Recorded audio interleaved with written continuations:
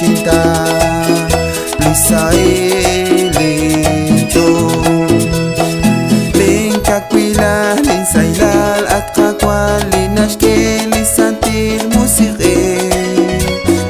Anshkuchikuli Barkwan Sakatyal Retintaw Akwiking Linkolba Laat min Linkakwa Laat lah Kolon kwe Atin Dios Atire Akwikish Kwanitya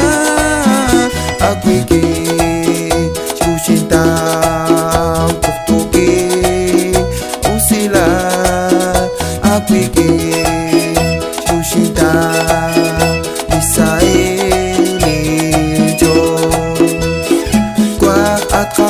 Sumengkila mo kung spanong kilik aruna kakwa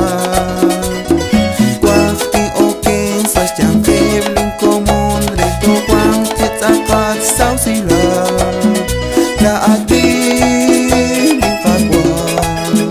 Laat na tolong kwe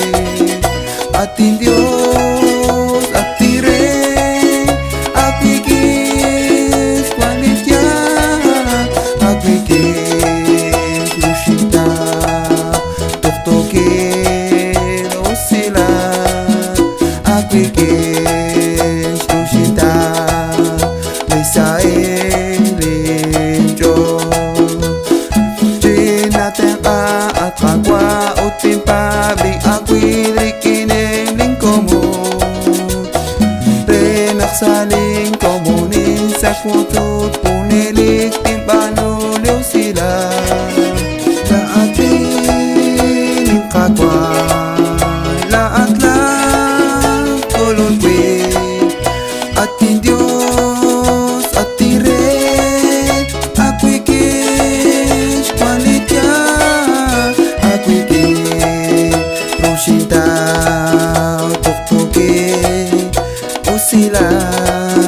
Akwikish Rushinta Lisailicho Kwak nakpikin at kwangkat at kakwaret niruk Chishkashbal chakilan O chakwa ilim patsom at kakwas panakwa